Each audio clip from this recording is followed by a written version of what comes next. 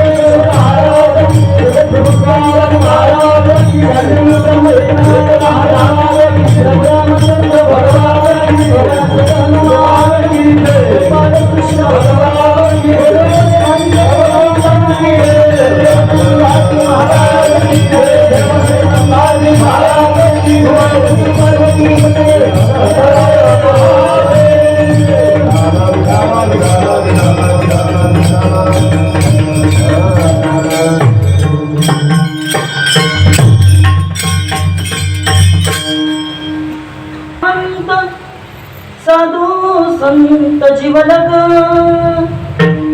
गोमटे ते करा माझे भार ओझे तुम्हासी वंचिले ते पायापासी नाही यासी वेगळे गोमटे ते करा माझे भार ओझे तुम्हासी तुका मने सोडिल्या गाठी दिली मिठी पायासी गोमटे ते करा माझे भार ओझे तुम्हासी विठ्ठल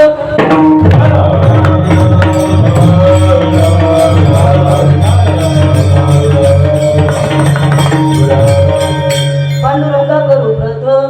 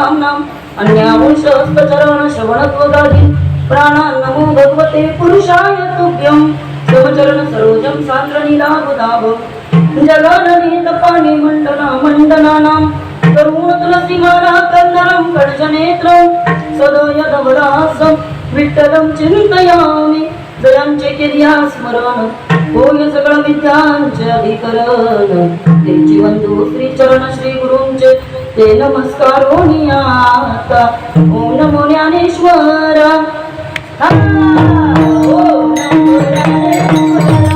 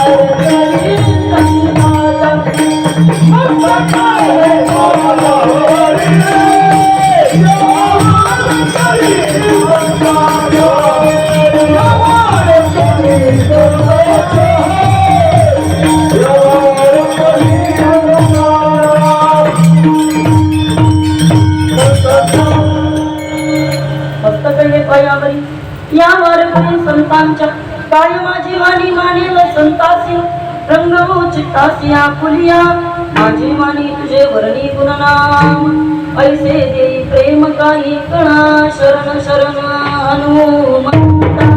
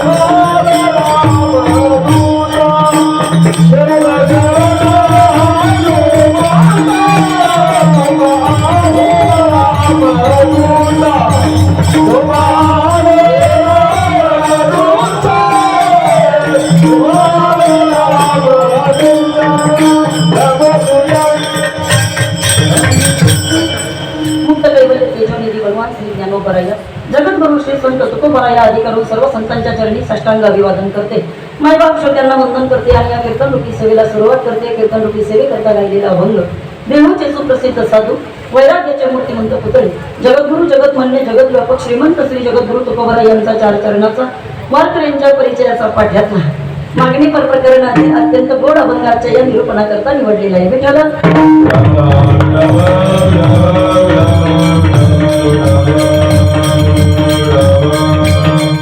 महाराज वारकरी शिक्षण संस्थेचे अध्यापक शांती ब्रह्मगुरुवारी हरिभक्त परायण मारुती महाराज पुणेकर यांच्या कृपा आशीर्वादानं हनुमान जयंतीच्या उत्सवाच्या निमित्तानं या ठिकाणी साजरा होत असणारा हा अखंड हरिनाम सप्ताह आपल्या या मेदनकरवाडीमध्ये अतिशय प्रेमानं आनंदानं भक्तिमय अशा वातावरणामध्ये दरवर्षीची ही परंपरा खरं तर ग्रामस्थ मंडळींनी जपली आणि अर्थात खऱ्या अर्थानं ग्रामस्थ मंडळी संयोजक आयोजक नियोजक कार्यकारी मंडळ पंचक्रोशीतील कीर्तनकार प्रवचनकार गुणीजन गायक वादक अन्नदाते वर्गणीदार देणगीदार टाळकरी माळकरी आलेले सर्व श्रोते वृंद सर्वांच्या अथक परिश्रमाखाली हा कार्यक्रम या ठिकाणी दरवर्षी साजरा होतो. मागील वर्षी सुद्धा तुमच्या गावामध्ये येणं झालं होतं. याही वर्षी पुन्हा एकदा आदरणीय हरिभक्त परायण आमचे कृष्णाजी महाराज जोगदंड ज्यांच्या विनंतीला मान देऊन ग्रामस्थांच्या विनंतीला मान देऊन आज इथं येणं झालं आणि त्या निमित्तानं पुन्हा एकदा तुमच्या मेदनकर वाडीतील ग्रामस्थांचं दर्शनाचा योग आला. विठ्ठल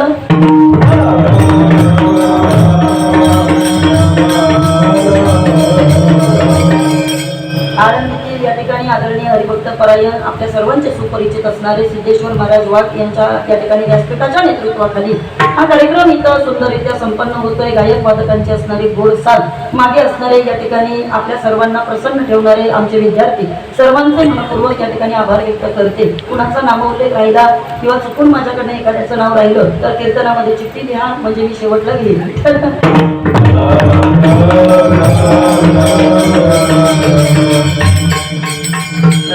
या ठिकाणी आदरणीय हरिभक्त परायण संगीत विशारद आमचे भागवत महाराज झेंडे हरिभक्त परायण अमोल महाराज गावडे आणि या ठिकाणी आदरणीय हरिभक्त परायण आमचे रामदास महाराज थोरात या ठिकाणी सर्वांची असणारी सुंदर साथ आहे. मला वाटतं गेल्या 6 दिवसापासून इतका सुंदर कार्यक्रम या ठिकाणी त्यांच्या माध्यमातून आपण सर्वजण ऐकत आहात. एकदा त्या कलाकारांसाठी जोरदार टाळ्या झाल्या पाहिजे.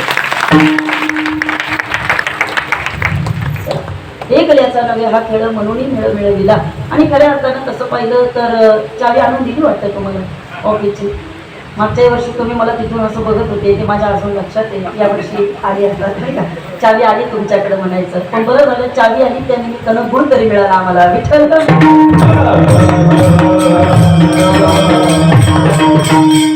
या अभंगामध्ये जगद्गुरु तुकोबराया एक विशिष्ट पद्धतीची मागणी करतात. ते उद्या भगवान परमात्म्याचा म्हणजे हनुमंतराय यांचा उद्या जन्मोत्सव साजरा करणारे आपण आणि तो जन्मोत्सव झाल्याच्या नंतर मला वाटतं नंतर कुठला कार्यक्रम येतो कालाचे डायरेक्ट बरोबर ना.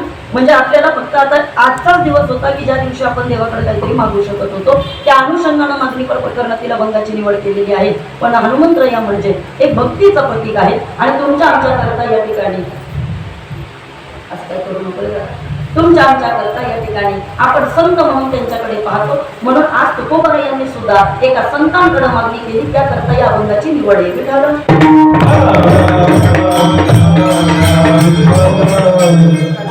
मागण्याकरता दोनच ठिकाणं सांगितली. पहिलं म्हणजे भगवंताकडे तुम्ही मागू शकता आणि दुसरं म्हणजे तुम्ही संतांकडे मागू शकता. तुम्ही ऐकताय सगळी जण? झोपले का? बोलत चला की माझ्या बरोबर तुम्ही हो म्हणा, हो म्हणा, जोरात म्हणा की बाबा. ऐकताय ना तुम्ही सगळे? हा, तिकडे पाच सगळे जण काढ बसा बरं, काढ बसा. वाचता का अशा तुम्ही? झोप आली का तुम्हाला? म्हणून नव्हती अकराची कीर्तन ठेवायची नसते. आवाज येतोय तुम्हाला सर्वांनी? साऊंड बंद आहे. दादा बंद जरा चेक करून बाहेर कुठला तरी साऊंड बंद म्हणतात, आवाज नाही येते त्यांना. अरे साऊंड बंद म्हणतात येते. मॉनिटरचा प्रॉब्लेम नाही, तिकडे काय बॉक्सचा प्रॉब्लेम करायचा ते बघ.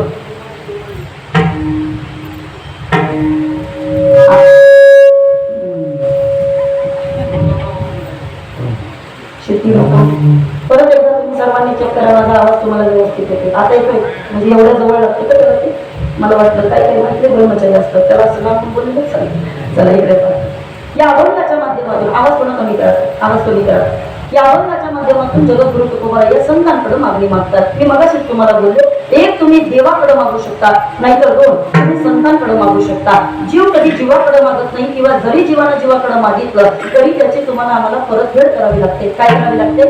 परतफेड करावी लागते. तुम्ही एखाद्याकडून काहीतरी उसणं मागितलं तर तो व्यक्ती तुम्हाला 4 वेळा दारात येतो तुमच्याकरता मागण्याकरता. अजून पुढे बोलू का?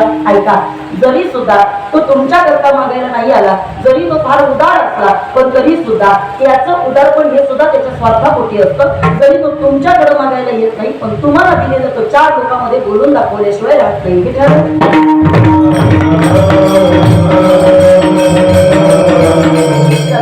सोपं सांगते तुम्हाला, म्हणजे पटकन तुमच्या कीर्तन लक्षात येईल. तुकोबराय पण देवाकडे मागत असताना बऱ्याच वेळेला भगवंतानं तुकोबरायांना सांगितलं, महाराज तुमची या ठिकाणी काय इच्छा आहे माहित नाही, पण माझ्याकडे लोक वैभवा करता येत असतात. तुम्हाला काही मागायचं असेल तर तुम्ही ते वैभवा करता मागितलं पाहिजे. महाराज म्हणते देवा जाऊ दे, दर वेळेला तुझ्या दारात आलं तर तू मला काही ना काहीतरी वैभव संपन्न ऐश्वर्य संपन्न मागणी मागायला सांगत असतो. त्यापेक्षा मी एक काम करतो, माझ्या मागणीचं ठिकाण बदलतो. आज तुकोबराय या देवाकडे मागत नाहीये, मग आज तुकोबराय एका संतांकडे मागतात. महाराज संत आहे, पण मागणी मागत असताना तुकोबरायांनी संतांकडे मागणी केली. तर काय मागावं? ऐका. आता तुम्ही कृपावंत, पहिली गोष्ट म्हणजे ज्याच्याकडे मागायचंय त्याच्या बरोबर आधी आपल्याला सेटलमेंट करावी लागते. नाही कळलं तुम्हाला? टेन्शन मध्ये येता? ज्याच्याकडे मागायचंय त्याच्याबरोबर अगोदर वारकरी बाबा व्यवहार आपल्याला चांगला करावा लागतो. अजून पुढे बोलते, ज्याच्याकडे मागायचंय अगोदर त्याला गोड बोलून आपल्याला आपले कागद करून घ्यावं लागतं. बरोबर आहे? त्याला आधी गोड बोलावं लागतं, अगोदर त्याची स्तुती करावी लागते. आणि म्हणून तुकोबराय यांनी पहिल्याच चरणामध्ये महाराजांनी या ठिकाणी स्तुती करायला सुरुवात केली. तुम्ही कृपावंत आहात. ऐका. साधू संत जीवर तुम्ही जीव आहात. आणि म्हणून या ठिकाणी माझी इच्छा आहे तुकोबराय म्हणतात, तुम्ही माझ्याकरता एक करावं. काय? गोमटे ते करा माझे बार मोजे तुम्हासी. तुम्ही माझ्याकरता काहीतरी गोमट, गोमट या शब्दाचा अर्थ होतो चांगलं, म्हणजे तुम्ही माझ्याकरता काहीतरी चांगलं करावं. मी तुमच्यावरती ओझं टाकलं. ओझं कशाचं टाकलं? माझ्याकडे असलेल्या या ठिकाणी ज्या काही कर्मविधी असतील, माझ्याकडे जे काही दुःख असेल, माझ्याकडे ज्या काही वेदना असतील, त्या सगळ्या वेदना तुम्ही घ्याव्या आणि मला या ठिकाणी माझं चांगलं करून द्यावं. मग पुढे गेल्यानंतर तुकोबरायांनी सांगितलं संतांना की बाबा रे, मी तुम्हाला या ठिकाणी काहीतरी देतोय, तुमच्याकडनं काहीतरी मागतोय, पण मी सुद्धा देताना कमी पडत नाही. मग वंचिले ते पायापाशी, जे जे काही या ठिकाणी तुमच्या पायापाशी दिलेलं आहे ना, ते नाही याची वेगळे, ते माझ्यापासून कुठलंही दूर असलेलं काहीच नाही. जे माझ्याजवळ होतं ते सगळं मी तुम्हाला देऊन टाकलेलं आहे. तुम्ही ऐकताय सगळेजण. आणि पुढे गेल्यानंतर तुकोबरायांनी सांगितलं, जर आता माझ्याकडचं सगळं दिलंय तर तुम्ही सुद्धा माझ्याकरता आता राहिलेल्या गाठी सोडल्या पाहिजे, अशी माझी इच्छा आहे. तुका म्हणे सोडिल्या गाठी दिली मिठी पायासी. तुम्ही माझ्या राहिलेल्या सगळ्या गाठी सोडून टाका. मग गाठी कोणत्या आहेत? कदाचित तुकोबराय म्हणतात संतांना, माझ्याकडे कामाच्या गाठी शिल्लक असतील, माझ्याकडे क्रोधाच्या गाठी शिल्लक असतील, माझ्याकडे कदाचित एखादी मत्सराची गाठ असू शकते, माझ्याकडे सुद्धा एखादी अहंकाराची गाठ असू शकते. या सगळ्या गाठी तुम्ही सोडा, तुमच्या पायापाशी जागा द्या. अभंगाचा भावार्थ कीर्तनाला सुरुवात झाली.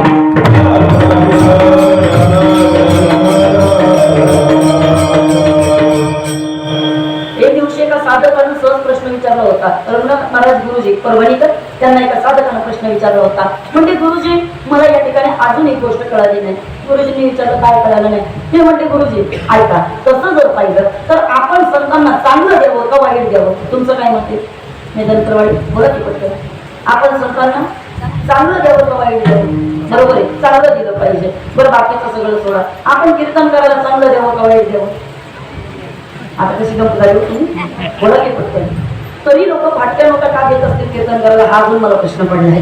हा तिकडे पाचवी जण फाटक्या बाबा लोकांनी त्या ठिकाणी संतांना चांगलं दिलं पाहिजे. मग आज तुकोबाला या सगळा भाग संतांवरती का टाकतात? महाराज म्हणतात भार ओझे तुमासी, म्हणजे चांगलं आमचं करायचं आणि तुमचं ओझं संतांवरती टाकायचं. मग संतांना तुमचं ओझं तुकोबा तुम्ही का बरं देता? गुरुजी विनोदानं म्हणायचे, ते म्हणायचे अरे जे घेणारे त्याला त्रास नाही, जे देतोय त्याला त्रास नाही, मग तुमचं जातंय तरी काय? हे गुरुजींची भाषा. ते म्हणायचे घेणारे संत आहे, म्हणजे त्रास घेणारे संत आहे. बरं त्रास घेणारे सुद्धा तुकोबा आहेत, तेही सुद्धा संतांचे. मग जर त्यांच्यामध्ये जर त्यांना चालत असेल तर मला वाटतं सामान्यानं फक्त एकच करायचं, त्यांच्यामध्ये आपला फायदा करून घ्यायचा प्रयत्न करायचा. विठ्ठल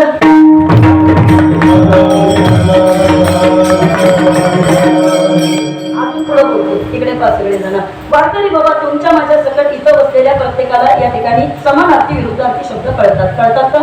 बरं ऐका, तिकडे पाच सगळे जण ऐका. ज्या अर्थी तुकोबा या म्हणतात माझं चांगलं करा, बरोबर गोंधळ करा, चांगलं करा. मग चांगलं करा याचा अर्थ तुकोबा तुमचं आधी काही वाईट होतं का? काही प्रश्न आहेत ना मनामध्ये. तिकडे पाहते सगळे जण वारकरी बाबा तुकोबा तुमचं काय वाईट होतं आम्हाला ते सांगा का? ज्या अर्थी तुम्ही तुकोबा या संतांना म्हणता माझं चांगलं करा. बरं ठीक आहे, मला सांगा श्रीमंतीची व्याख्या कधी कळते? जर एखादा गरीब व्यक्ती समोर असेल तरच श्रीमंतीची व्याख्या कळू शकते. बरोबर आहे का? बोला ना पटकन. तुम्ही टेन्शन मध्ये येता? माझं कीर्तन कळतंय का तुम्हाला? ऐका ऐका, तिकडे पहा. श्रीमंतीची व्याख्या कधी कळते? जर एखादा गरीब समोर असेल तर तुम्ही एखाद्याला श्रीमंत म्हणू शकता. उदाहरणार्थ एखादा व्यक्ती तुमच्या गावामधला म्हणत असेल मी खूप श्रीमंत आहे, मी खूप श्रीमंत आहे, माझ्या इतकी श्रीमंती कुणाकडे नाही. पण त्याची श्रीमंती कधी कळते?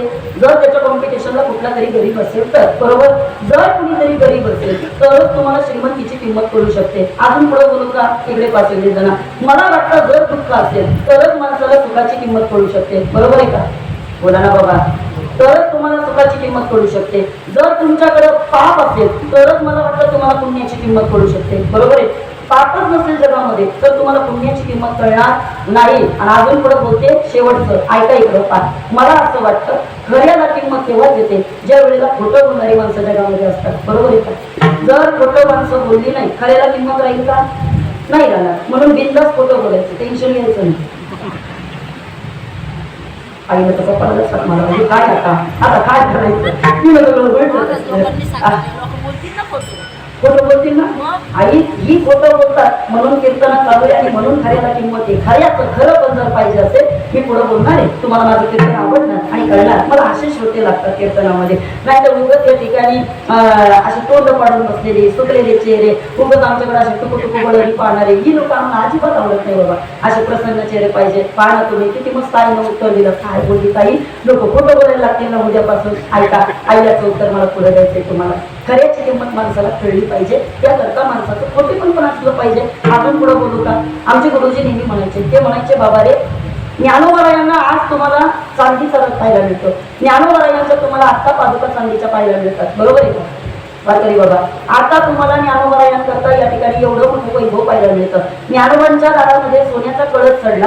एक सराफानं बाबा पुण्यामधल्या या ठिकाणी ते सोनं दिलं आणि त्यांनी सांगितलं माझी इच्छा आहे ज्ञानोबाच्या मंदिरावरती सोन्याचा कळस चढला पाहिजे. आमचे गुरुजी म्हणायचे आज ज्ञानोबाच्या दारामध्ये सोन्याचा कळस आहे, आता ज्ञानोबाच्या दारामध्ये चांदीचा रथ आहे, आता ज्ञानोबाच्या दारामध्ये चांदीची पालखी आहे, आता ज्ञानोबांकरता चांदीचं सिंहासन, चांदीची कमान आहे, आता ज्ञानोबांकरता या ठिकाणी चांदीच्या पादुका आहेत. पण जर ज्ञानोबा होते त्यावेळेला लोकांनी 2 दाणे ज्ञानोबाच्या तोंडात टाकले असते तर कदाचित ज्ञानोबांना त्या काळामध्ये जास्त समाधान वाटलं असतं. नीट ऐका, तुम्हाला माझं कीर्तन कळणार आहे. वारकरी बाबा मला असं वाटतं नाथबाबांवरती धुंकणारा यवन जो 108 वेळा नाथबाबांवरती धुंकला होता तो काही महाराष्ट्राच्या बाहेरचा नव्हता, तो पैठणमधलाच होता. हे तुम्हाला आम्हाला कळायला पाहिजे. नीट ऐका, अजून मी बोलेल तुम्हाला.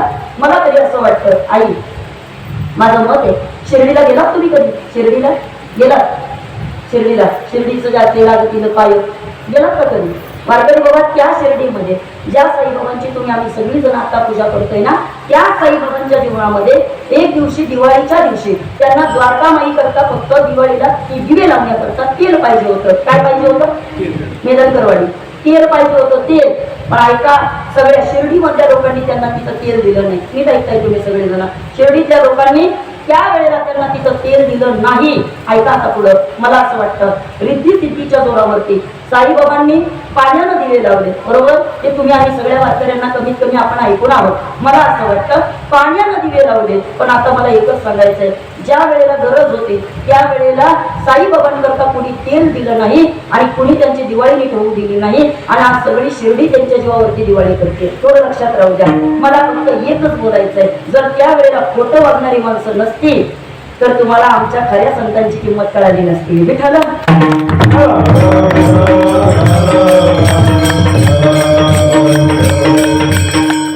कीर्तनकार म्हणून तुम्ही मला पकडू शकत नाही, कारण तेवढ्या तयारीने मी 100% येत असते.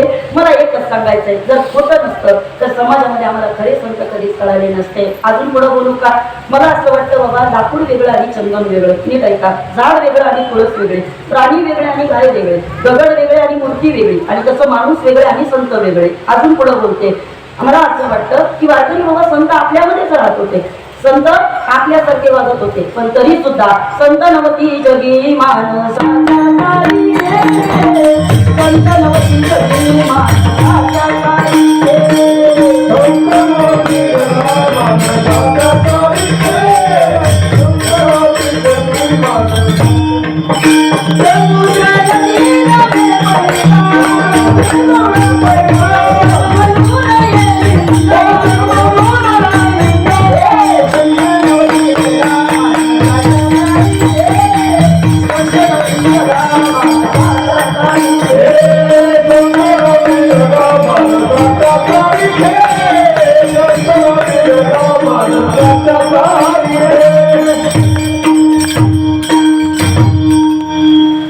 दिसायला सारखे, पण तरी सुद्धा तुकोबा म्हणते संत नवती जगा माणसाच्या सारी घे. हे बोलू का? मेदनकरवाडी आयुष्यामध्ये प्रत्येक गोष्टीला एक विशिष्ट अशी किंमत असते आणि ती किंमत तुम्हाला आम्हाला त्या प्रत्येक गोष्टीला द्यावी लागते. जर तुम्ही त्या वेळेला त्या गोष्टीला किंमत दिली नाही तर ऐका, मला असं वाटतं त्या वस्तूचं मोल ठरलं जाऊ शकत नाही. अजून एक तुम्हाला कदाचित कळणार नाही, सोपी भाषा बोलते. 2 उदाहरणं देणार. किती? 2 उदाहरणं. तुम्ही तहाड बसलात, सर्वांगाचे कान करून ऐकले तर माझं कीर्तन तुम्हाला इथं बसल्या बसल्या पाठ होणार आहे. शब्द आहे माझा, तुम्हाला ऐका. 2 उदाहरणं देते, फक्त जाता जाता तेवढी लक्षात ठेवा. मला असं वाटतं हिंदू धर्मामध्ये पवित्र स्थान जर आपल्या प्राण्यांमध्ये कुणाला असेल तर ते आपण गाईला देतो. बोला पटकन, कुणाला देतो? गाईला देतो. का बरं आपण गाईला स्थान देत असतो? याज्ञवल्क्यांनी एक नीती लिहून ठेवली आणि याज्ञवल्क्यांचं असं मत आहे, याज्ञवल्क म्हणतात कळत न कळत माणसाकडनं बरीचशी पापं होत असतात. नीट ऐका, कळत न कळत माणसाकडनं बरीचशी पापं होत असतात. आता सोपं बोलते, मंदिरामध्ये येता सुद्धा जर आपण आपल्या चपला जर मंडपाच्या बाहेर काढून तिकडे ठेवतोय, मग येता सुद्धा कितीतरी किड्या मुंगे पायाखाली चिरडले जात असते, बोला जात असते. मग त्याचं बिल कुणाच्या नावानं लिहायचं? याचा कधी विचारच केला नाही आम्ही, बरोबर? कधी विचारच केला नाही. बरं ऐका, तुम्ही गाडीनं प्रवास करणारी माणसं, मला सांगा दादा, एखाद्या गावाला निघाल्याच्या नंतर चुकून गाडी खाली एखादं कुत्रा आडवा आलं, चुकून गाडी खाली एखादी मांजर आडवी आली, चुकून गाडी खाली एखादा साप आडवा गेला, तुमची इच्छा होती का त्यांना मारायची? बोला ना, नव्हती. पण तरी सुद्धा जर ते गेले, बरोबर, तर त्याचं पाप कुणाच्या तरी नावानं लिहित असेल ना, तो लिहित असेल की नाही बाबा? पण तुम्ही म्हणाल ताई ते पाप तर आम्ही केलंच नाही, मग आता आम्ही ते पाप का फेडायचं? ऐका, शास्त्र सांगतं कर्म फिरून फिरून तुमच्याकडे येत असतं. परत काय करतं? फिरून पण आपल्याला ते फेडावं लागतं. अहो, साध्या पुत्राला दिलेला त्रास असेल पण तरी सीतामाई साहेबांना जर 14 वर्षाचा वनवास भोगावा लागत असेल तर डोळ्यात देखत केलेल्या पापाची परतफेड का करावी लागणार नाही? बेटा,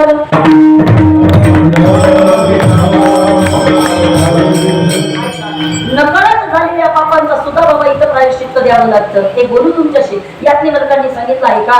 तुमचं समाधान करण्याकरता याज्ञवल्क्यांनी तुम्हाला उत्तर दिलं आणि त्यांनी नीती लिहून ठेवली. ते म्हणते जशी विदुराची नीती आहे तशी याज्ञवल्क्यांची सुद्धा नीती आहे. याज्ञवल्क्यांनी सांगितलं कळत नकळत तुमच्याकडे एखाद्या प्राण्याची हत्या झाली, कळत नकळत तुमच्या गाडी खाली एखाद्या चुकून एखादा जर प्राणी चिरडला गेला, जर तो तुमच्या गाडीखाली आला तर त्याचा दोष तुम्हाला लागू नये याच्याकरता तुम्ही एक केलं पाहिजे, तुम्ही घरी आल्यानंतर पवित्र असलेल्या गायीचं दर्शन घेतलं पाहिजे. काय केलं पाहिजे? गायीचं दर्शन घेतलं पाहिजे. कारण जर तुम्ही गायीचं दर्शन घेतलं तर तुम्ही त्या पापामधून मुक्त होता. याचा अर्थ असा होत नाही धडधडा प्राणी मारायचे रात्री येऊन गायच्या पायापर्यंत, असा काही अर्थ त्याचा घेऊ नका. चुकून झालेल्या पापाकरता हा प्रायश्चित्ताचा मार्ग सांगितला. अजून पुढे बोलते तिकडे पाच वेळ जण गायीनंतर जर दुसरं या ठिकाणी स्थान जर कोणाला देता येत असेल तर मला वाटतं ते स्थान ऋषी मुनींनी हरणाला दिलं. कशाला दिलं? हरणाला दिलं. आता तुम्ही म्हणाल का हे आम्हाला माहित नव्हतं. आता हरणाला स्थान का दिलं जातं तर त्याच्या मागचं कारण मोठ्या लोकांच्या तोंडून ऐकलं ते तुम्हाला सांगते. ऐका, हरणाला स्थान दिलं जातं त्याच्या मागचं कारण आहे एरवी आपल्या बेंबीमधून जी घाण निघाली जाते तिचा एक वाईट दुर्गंध बाहेर पडत असतो. काय येत असतो? त्याचा एक घाणेरडा वास बाहेर पडत असतो. पण एकमेव हरिण असं पवित्र आहे का जिच्या नाभीमधून बाहेर पडलेल्या घाणीला सुद्धा कस्तुरी असं म्हटलं जातं आणि त्याच्याही पेक्षा पलीकडं तिचा वाईट वास न येता तिचा सुगंध बाहेर पडत असतो. हे त्याला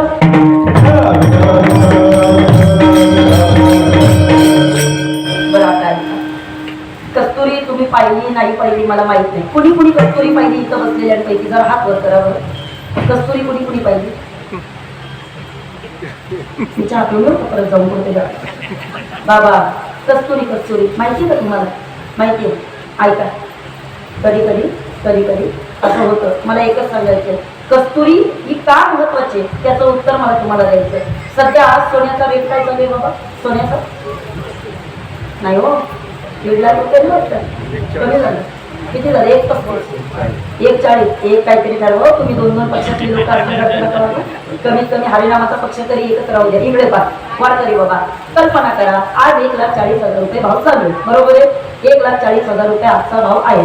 10 ग्राम सोन्या करता जर तुम्हाला 1,40,000 रुपये जर मोजावे लागत असेल तर ओरिजिनल कस्तुरी घेण्याकरता 10 ग्राम कस्तुरीची किंमत तुमच्या सोन्याच्या 10 पट तुम्हाला मोजावी लागते. किती? 10 पट. म्हणजे 1,40,000चे 10 पट किती झाले? 14 लाख. किती? 14 लाख रुपये. किती ग्राम कस्तुरीची किंमत?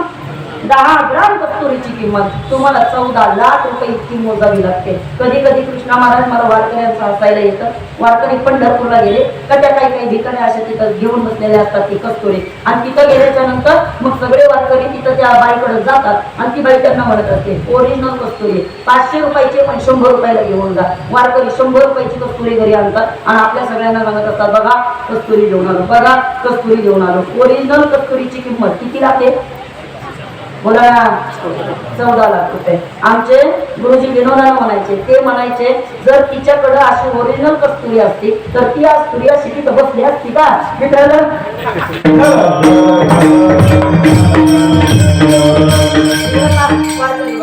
कस्तुरी फक्त 2च ठिकाणी वापरता येते. किती? 2च ठिकाणी वापरली जाते. एक बालाजीचं देवस्थान, तिथं कस्तुरीचा वापर केला जातो आणि नंबर 2 ते म्हणजे पंढरपूरच्या विटेवरच्या मालकाकरता कस्तुरीचा वापर केला जातो. कस्तुरी मळवट चंदन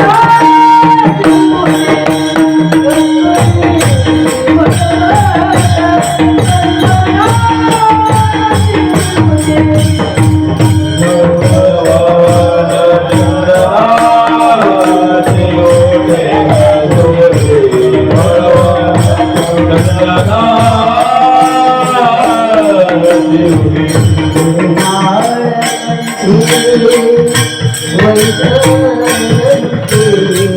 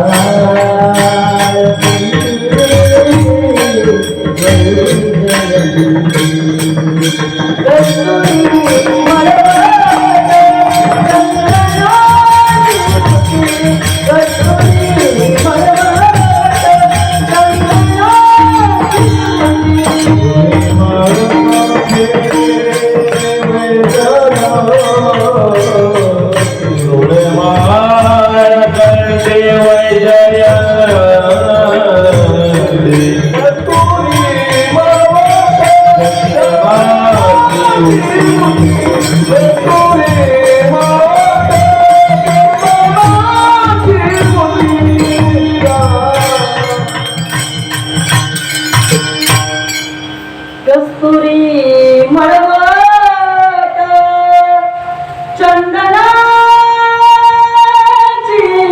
मोठी ओरिजिनल कस्तुरी झोपले का वारकरी बाबा कुठे वापरली जाते विटेवरच्या बालकाच्या पूजेकरता वापरली जाते लक्षात राहू द्या दोन्ही गोष्टी दिसायला सारख्या आहेत पण त्या सारख्या नसतात एवढंच मला तुम्हाला सांगायचंय चला पुढे ऐका मला अजून पुढे तुमच्याशी बोलायचंय वारकरी बाबा मी कुठल्या पक्षाची नाही मला काही कुठल्या पक्षाशी घेतलेलं नाही पण तरी सुद्धा माझं एक मत आहे मी बोलू का तुमच्याशी मैदान करवाडी मला वाटतं ते मत तुमचंही बसलेल्यांचं असेल मला असं वाटतं सिंधू नदी ही आपल्या भारतामध्ये पाहिजे होती तुमचं काय मत आहे बोला सिंधू नदी ही आपल्या भारतामध्ये पाहिजे होती ठीक आहे फायनल झाली ती तिकडे गेली तो नंतरचा भाग आहे पण ती खरी पाहिजे होती कुठं आपल्या भारतामध्ये पाहिजे होती बोलू का तुमच्याशी की तिकडं भारतामध्ये तशी आमचा आली नाही म्हणून आपण इतके हुशार लोक आहेत आपण ते दोन ठिकाणी वापरायला सुरुवात केली एक गंगा सिंधू येते की तुम्हाला हा एक आपण ती का आणून ठेवली आणि दुसरं या पोरांनी शाळेमध्ये नेली तिला बरोबर पंजाब सिंधू गुजरात मराठा द्राविड उत्तर तशी ती सिंधू आपल्याला भारतामध्ये पाहिजे होती चला दुर्दैव आहे आपलं की आपल्याला त्या सिंधू माईचं दर्शन मिळालं नाही पण एक बोलू का वारकऱ्यांना प्रत्येक गोष्टीचा या ठिकाणी स्वाभिमान वाटला पाहिजे आणि त्या स्वाभिमानामध्ये एक जागा या ठिकाणी एका नदीकरता असली पाहिजे जरी तुमच्या आमच्याकरता सिंधू नदी नाही पण तरी सुद्धा वारकरी बाबा एक गंगा नावाची पवित्र नदी या ठिकाणी तुमच्या आमच्या वारकऱ्यांकरता या ठिकाणी आपल्याला पाहायला मिळते मला वाटतं तो तुमच्या आमच्याकरता असणारा भारताचा सगळ्यात मोठा स्वाभिमान आहे लक्षात ठेवा ते आपल्याकरता स्वाभिमान आहे की आपल्याला ती गंगा पाहायला मिळते वाचे म्हणतात गंगा गंगा आणि सगळं पाप करतात ती गंगा शंकराच्या जटामधून या ठिकाणी बाहेर पडली आणि ती तुम्हाला आम्हाला पाहायला मिळते हे लक्षात राहू द्या गंगेला महत्व आम्हाला त्याचे द्यावं लागतं चला पुढे मला असं वाटतं की आपल्याला आता या ठिकाणी दोनच गोष्टी कळाल्या कुठल्या प्राण्यांमध्ये आपल्याला मोठेपण कळालं मला वाटतं नद्यांचं मोठेपण कळालं आता आणखी एका गोष्टीला आपल्याला मोठेपण द्यायचं आहे महिला वर्गात तुमच्या आवडीचा विषय मला वाटतं तुम्हाला ही गोष्ट नक्कीच आवडेल मला असं वाटतं सोनं आणि सोन्यासारखा दिसणारा एक दुसरा दागिना ज्याला आपल्याकडे बेंटेक्स म्हणतात काय म्हणतात बेंटेक्स म्हणतात माहितीये का हो म्हणा की माहितीये का पण मला तुम्हाला सगळ्या महिलांना विचारायचं खरं खरं सांगा सोनं ते सोनं का नाही आणि बेंटेक्स ते बोला ना बेंटेक्स ते बेंटेक्स आणि सोनं ते सोनं अजून पुढे बोलू तिकडं का माणसानं सोनं अंगावरती घातलं पाहिजे चांगलं असतं लक्षात राहू द्या जे माणसं सोनं अंगावरती घालतात मात्र बाबा सोनं अंगावरती घातलेलं चांगलं असतं काही बायका म्हणत असतील वा आमच्या बाजूला ताई बोलली पुढच्या वर्षी इल्लत राहू द्या बरं का पुन्हा या लोक म्हणतील ना तसंही कमी झाले तुम्ही चान्स घेऊ शकता उद्या त्यांना सराफाकडे नेऊन फक्त माझ्यावरती काही आणून देऊ नका ऐका इकडे पहा सोनं माणसानं अंगावरती घातलं पाहिजे त्याच्या मागचं कारण सोनं घालून जर तुम्ही आंघोळ केली तर त्याला सुवर्णाची आंघोळ केली याचं असं पुण्य म्हणतात बरं का आणि ऐका तसंही मला वाटतं माणूस गेल्यानंतर एवढं का होईना बाबा टाकतात का तुमच्याकडे बोला ना पटकन टाकतात ऐका सोन्याला महत्व आहे अजून पुढे बोलू सोन्याला किती महत्व आहे तुम्हाला सांगू का निदानकरवाडीची लोक सोनं हे घाणीमध्ये जरी असलं तरी म्हणतात बाबा ते उचलावं ऐकायला वाईट वाटेल पण लक्षात राहू द्या सोनं घाणीमध्ये जरी असलं तरी ते उचललं पाहिजे सोनं किती दिवस मळलेलं असलं तरी सुद्धा ते उचललं पाहिजे आता हे तुम्हाला कळलं नाही कळलं माहित नाही पण सोपं बोलते ऐका आमच्याकडे बैलपोळा जोडत असतो तुमच्याकडे बैलपोळा करतात आमच्याकडे एकानं बैलपोळा साजरा करत असताना एक बाई तिचा आधी दादा तिनं ते बैलाला पूजण्याकरता ओवाळण्याकरता तिनं असं ते नैवेद्य घेऊन आली एका बाजूला पुरणपोळी एका बाजूला आमटी एका बाजूला हळदी कुंकू आता बैलाला ओवाळायचं म्हणून तिनं आपल्या अर्धा पोळ्याची आमटी काढली आणि तिनं ती आमटी ताटामध्ये ठेवली नीट ऐकताय तुम्ही सगळे नीट ऐकताय ऐका आपण सोन्यानं या ठिकाणी औक्षण करतो की नाही लहान बाळाचं असेल कुणाचं असेल आपण औक्षण करण्याकरता सोनं वापरतो मग ऐका सोन्यानं केलेलं औक्षण सुद्धा चांगलं असतं म्हणून बाईनं अर्धा पोळ्याची आमटी ताटामध्ये टाकली जसं बैलाला ओवाळून झालं बैलाला त्या पोळ्या खाल्ल्या आमटी पिली आणि तिच्या आमटी खाल्ली तिची आमटी सुद्धा खाल्ली नीट लक्षात घ्या 10 दिवस त्या बाईचं लक्ष घरामध्ये नव्हतं किती दिवस 10 दिवस ती घरात कुठलंच काम करत नव्हती ती फक्त एकच काम करायची बैलाचं शेण साफ करायची मी का बोलते याचं कारण आहे का हे जुने कीर्तनकार दृष्टांत द्यायचे आणि हे मला का सांगायचे आहे का 10 दिवसानंतर त्या बाईला तिची अंगठी जशीच्या तशी मिळाली आणि जशी तिला ती अंगठी हातामध्ये आली तेव्हा तिचा जीवात जीव आला. काय आला? बोला ना मावशी, जीवात जीव आला. ऐकताय तुम्ही आता सगळे? मला सांगा, 10 दिवस ती बैलाच्या पोटामध्ये होती.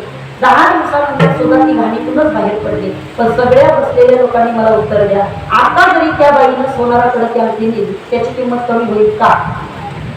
बोला ना, नाही होणार. आता जरी ती अंगठी तिनं त्या सोनाराकडे नेली तरी सुद्धा तिला आजच्या भावानुसार अर्धा तोळ्याचे पूर्ण पैसे सोनार देणार आहेत. का?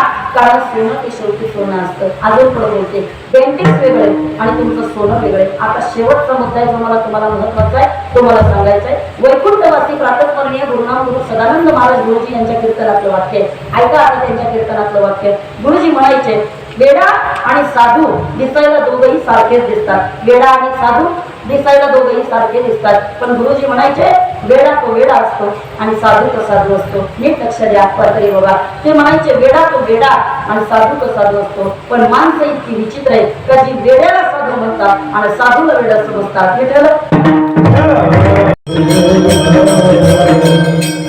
आपण त्यांची पारख करू शकत नाही, पण आपल्याला आपली त्याची पारख करता आली पाहिजे. कारण आपल्याकडे हिंदीमध्ये एक वाक्य म्हटलं जातं की पाणी पिना छान के और गुरु करना, बोला ना, ते 4 के. आपल्याला साधूची सुद्धा बाबा पारख करता आली पाहिजे. त्याच्या मागचं कारण आहे, या कलियुगामध्ये पोटासाठी संत झाले कलित बहुत. या कलियुगामध्ये अंगावरती राख लावणारे आणि स्वतःच साधुत्व मिळवणारे संत काही कमी नाही, पण तुम्ही त्यांना संत म्हणू शकत नाही. अजून बोलते पुढं, ऐका. अकबराच्या दरबारामध्ये एक दिवशी अकबराच्या डोक्यात आलं. अकबराने विचार केला, एवढ्या लोकांना आपण पगार देतो, तिकडे एवढ्या लोकांना आपण पगार देतो, एवढे मोठे मोठे पंडित आपल्याकडे आपण कामाला ठेवले, पण म्हणजे आतापर्यंत आपण कोणाची परीक्षा कधी घेतली नाही. नुसतंच आपल्याला कोणी हुशार दिसला का त्याला कामाला ठेवतो, हुशार दिसला का त्याला कामाला ठेवतो. त्याला म्हणते आज आपण आपल्या दरबारामध्ये या लोकांची परीक्षा घेतली पाहिजे. अकबराच्या डोक्यामध्ये नेहमीच काहीतरी वेगळं यायचं आणि त्याचं डोकं नको तिथं चालायचं. तुम्ही ऐकताय ना सगळे बाबा, नको तिथं त्याचं डोकं चालायचं. आज त्याच्या डोक्यामध्ये आलं, आपल्याकडे एवढे नवरत्न पडलेले आहेत, चला म्हणजे आपण पंडितांची परीक्षा घ्यायची. याच्याकरता एवढा एवढा बदामाच्या आकाराचा एक हिरा त्याला घेतला. काय केला? बदामाच्या आकाराचा एवढा एक हिरा त्यानं घेतला आणि आपल्या कारागिराला त्यानं बोलवलं. कारागिराला सांगितलं, हे बघ, तू जर एक चांगला कारागीर असशील तर या हिऱ्यासारखा दिसणारा एक दुसरा हिरा, ओरिजिनल नाही डुप्लिकेट, ऐका, मला एखादा साखरेचा हिरा, त्याच्यासारखा खडी साखरेचा एक असा खडा, तो मला हिऱ्याच्या आकाराचा तो बनवून द्यायचा. नीट ऐका. कारागीर इतका चांगला होता कृष्णदादा, त्यानं दोन्ही हिरे असे बनवले.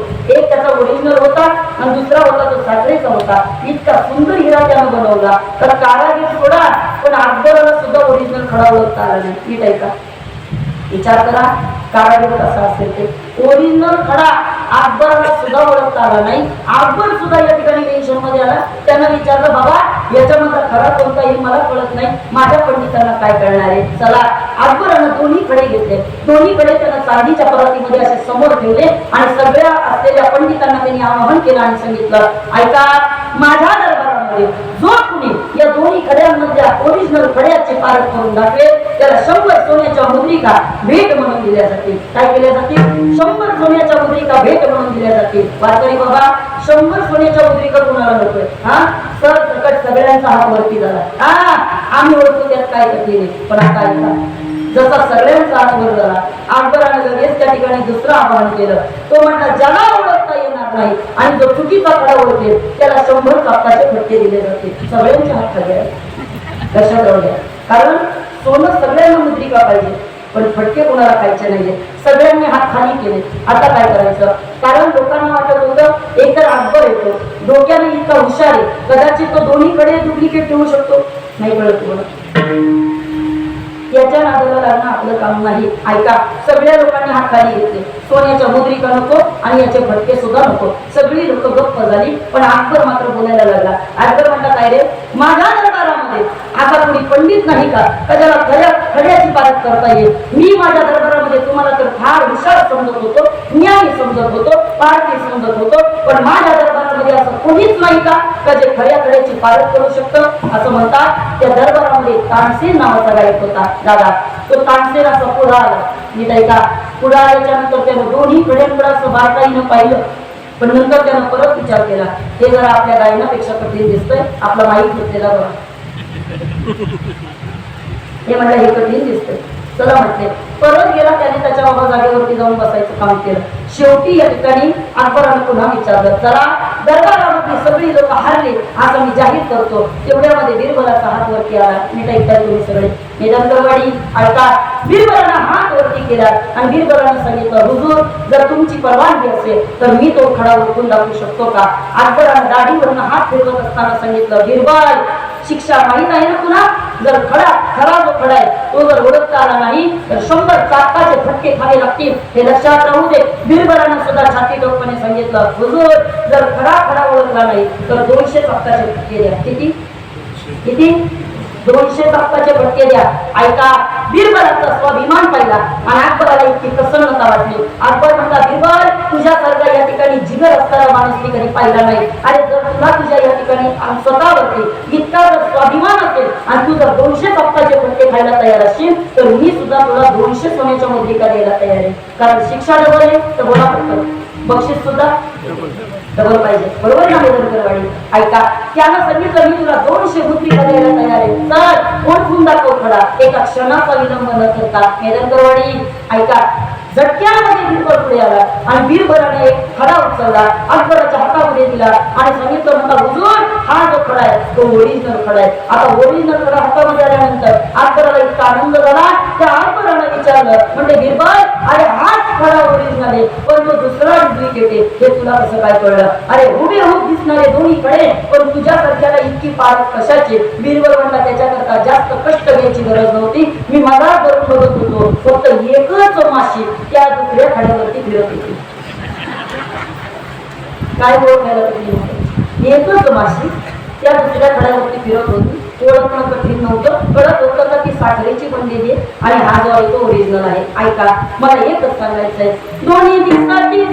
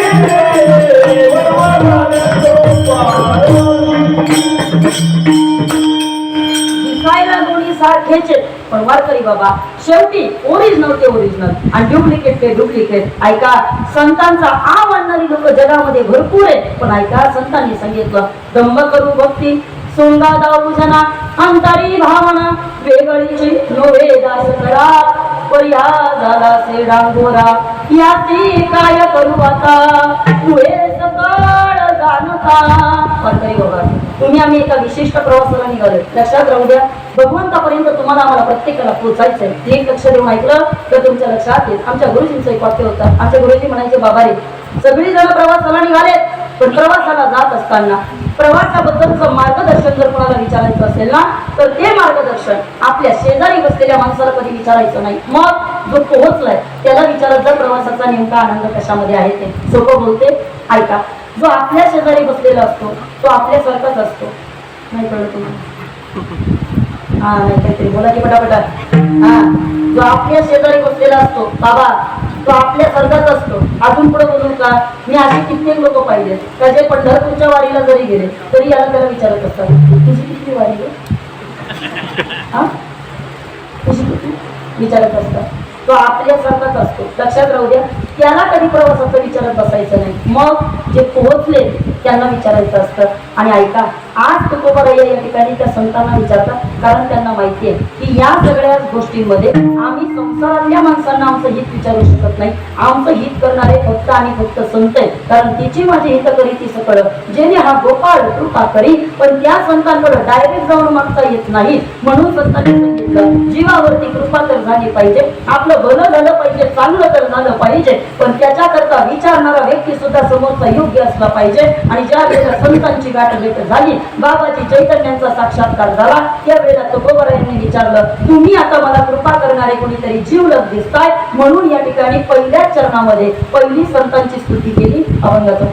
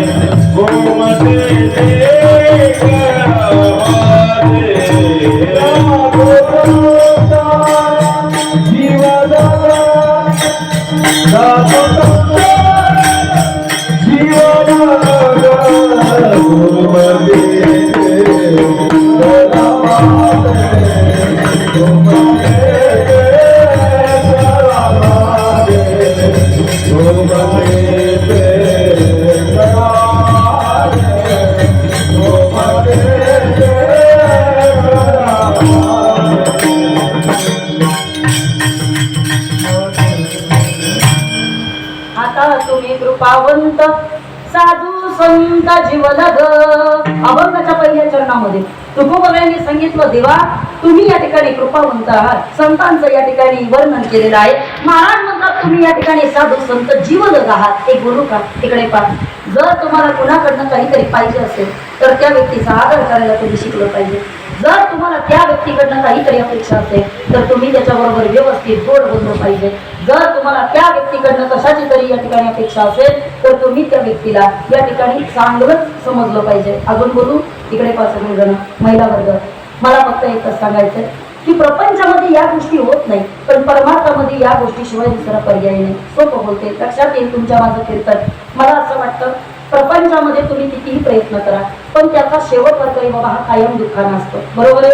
ते तुमचं या ठिकाणी तुमच्यावरती कृपा करू शकत नाही. ते तुमच्याकरता चांगले राहतील याची कोणतीही गॅरंटी नाही. ऐकताय तुम्ही सगळेजण? ऐका, जगामध्ये एक सुख असेल का जे दुःखाचा अंत करत असतं. नीट ऐका, मुलगा झाला, चांगलं झालं का वाईट झालं? हा बरं बोला की जरा, खालचे एकट्यांनी फक्त कीर्तन ऐकायचं का यांनी? हा एकटेच बिचारे माझ्या बाजूने बोलतात. तुम्ही बोला, मुलगा झाला, चांगलं झालं का वाईट झालं? हा चांगलं झालं. ऐका, मुलगा झाला, चांगलं झालं, बरोबर आहे ना? ठीक आहे, मुलगा झाल्याचा आनंद तुम्हाला झाला. पण आता सगळ्यांनी मला उत्तर द्या, तेच मुलगा मोठं झाल्यानंतर जर आई बापांना लाथा मारू लागलं, चांगलं झालं का वाईट झालं? बरोबर आहे. तुमचं एक सुख आहे का जे सुख खऱ्या अर्थानं दुःखाला जन्म देत असतं. बरोबर, तुम्हाला सुरुवातीला सुख वाटलं, पण जर नंतर माथा खायची वेळ आली तर तुम्हाला त्याचं रूपांतर दुःखात झालेलं दिसतं. आता इकडे ऐका, याचंच उत्तर ज्ञानोबा यांनी आपल्याला दिलं होतं. विषयाचे समसुख वेगळाची बाहुली, अवराची सावली जाईल या.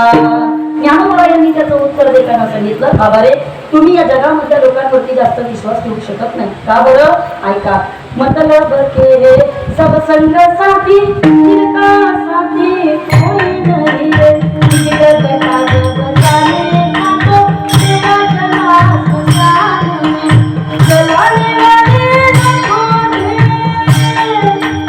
जलाने वाले न खोजे जलाने वाला मतलब के सब संग साथी कोई नहीं जिनका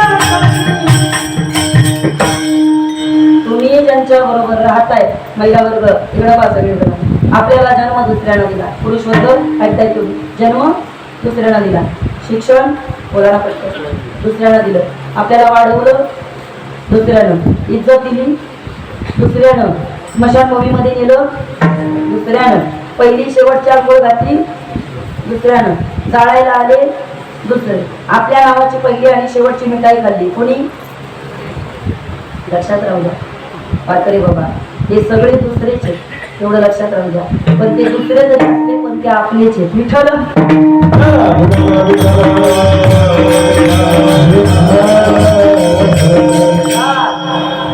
जीव कधी जीवावरती कृपा करू शकत नाही अजून पुढे बोलू का एकदा विचारलं होतं की गुरुजी हे दुःख माणसाला का बरं भोगावं लागतं आणि हे सगळी माणसं आपल्यावरती का कृपा करू शकत नाही त्यांनी इतकं सोपं उत्तर दिलं ते म्हणते बाबा आपल्याला होणारं दुःख फक्त एकाच गोष्टीमुळे आहे आणि ते म्हणजे तुम्ही आम्ही वस्तूकडे वस्तू रूपानं न पाहता ती माझी आहे या रूपानं पाहतो म्हणून आपल्याला दुःख आहे आता ऐका मला असं वाटतं मी इथं आल्याच्या नंतर 2-3 वेळा त्या दादाकडे आतमध्ये बघितलं आणि मी त्याला म्हणत होते दादा माझ्या माईकला आवाज दे म्हणत होते की नाही बोलायला वाटतं मी काय म्हणत होते माझ्या माईकला आवाज दे ऐका आता हे झाल्याच्या नंतर माझं झाल्याच्या नंतर या दादाला वाटलं मी का गप्प बसायचं मग त्यानं सांगितलं एक काम कर माझ्याही माईकला थोडा आवाज दे बरोबर आहे मग यांचं झाल्याच्या नंतर हे म्हणले अरे मला यांच्याच बरोबर बोलायचंय ना मग मी का शांत बसू त्यांनी पुनवलं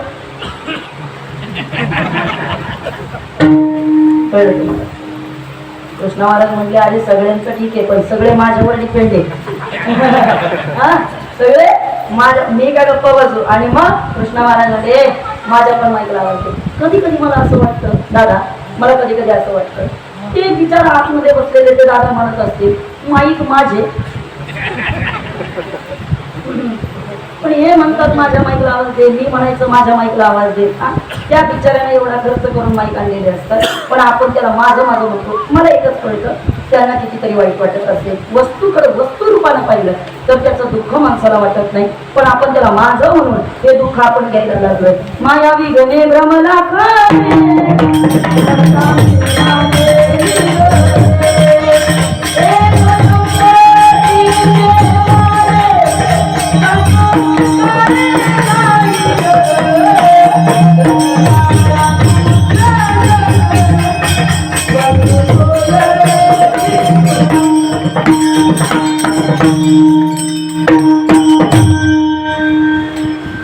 मध्ये घेतली गाडी मी थांबलेच नाही मी म्हणलं नकोच थांबायला आता माया विघ्ने भ्रमला करे म्हणता मी माझे निघरे हे तो संपत्तीचे वारे साचो कारे जाईल ऐका जीव कधी जीवावरती कृपा करत नाही आणि म्हणून तुकोबाऱ्यांनी ठरवलं ही सगळी लोक जर स्वार्थापोटी जवळ येत असतील तर यांच्याकडे मागायचं नाही या जगामध्ये तिकडे पारकरी बघा तुमचं हित व्हावं असं फक्त दोघांना वाटतं एक आमच्या संतांना वाटतं आणि नंबर 2 तुमच्या माय बापांना वाटतं विठ्ठल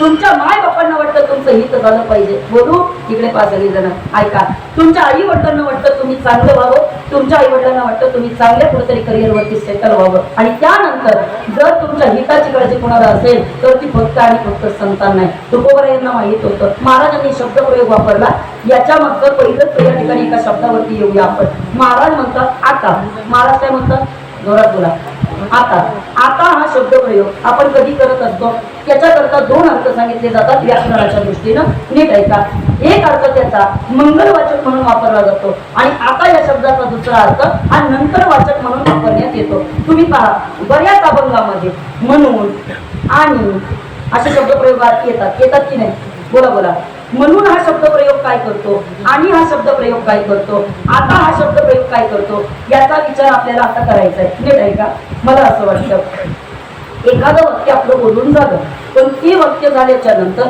जर आपण शब्दप्रयोग केला की असं झालं म्हणून शब्दप्रयोग केला, म्हणजे याचा अर्थ आपण पहिल्या वाक्याला तिचा अर्थ वाढवण्याचं काम करत असतो. काय करतो? पहिल्या वाक्याचा अर्थ वाढवण्याचं काम म्हणून हा शब्दप्रयोग करत असतो. बरं ठीक आहे, दोन वाक्यांना जोडायचं काम आणि हा शब्दप्रयोग करत असतो. बरोबर आहे? आणि हा शब्दप्रयोग दोन वाक्यांना जोडायचं काम करत असतो. आणि आता हा शब्दप्रयोग दोन ठिकाणी वापरता येतो. एक मंगलवाचक म्हणून वापरता येतो आणि नंबर 2 या ठिकाणी नंतरवाचक म्हणून वापरता येतो. आता तुकोबराया म्हणतात, म्हणजे याच्या अगोदर काहीतरी असणारे हे मात्र नक्की. विठ्ठला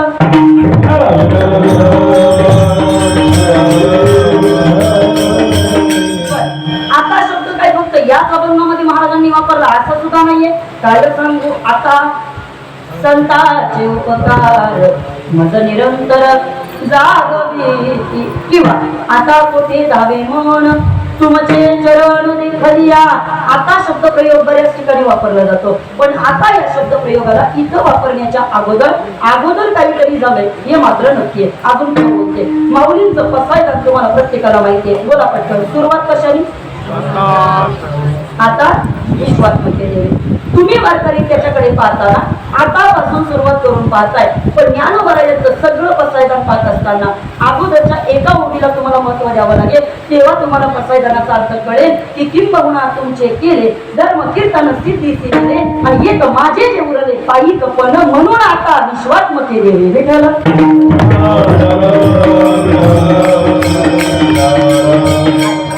अगोदर काहीतरी झालंय म्हणून आता या शब्दाला महत्व आहे.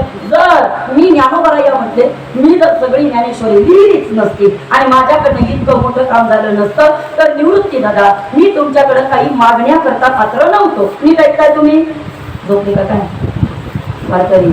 मी तुमच्याकरता काही मागू शकलो नसतो, पण जर मी आत्ता मागतोय त्याच्या मागचं कारण हे किंबहुना तुमचे केले. मी अगोदर काहीतरी तुमचं काम केलंय, माझं धर्म कीर्तन सिद्धीच नेलंय आणि म्हणून आता जे माझ्याकडे उरलंय त्या जीवावर मी तुमच्याकडे मागतोय. चला, महाराज अभंगामध्ये आता बोलतात या शब्दाचा अर्थ मागं काहीतरी महाराजांचं झालंय. कारण जोपर्यंत वैराग्य नाही तोपर्यंत माणूस परमार्थाकडे येत नाही. सोपी भाषा आहे. तिकडे पाचवी जण ज्या अर्थी तुकोबराया आता शब्द प्रयोग बोलतात. बरं, आता या शब्दाला काही महत्व कमी आहे का? महत्व कमी? मला इथं बसलेले सगळा पुरुष वर्ग ऐका, महिला वर्ग. शाळेमध्ये काम करण्याकरता शिक्षक आणि त्याच्याबरोबर जोडीनं एक शिपाई असतो. बरोबर आहे का? बोला. शिपाई असतो.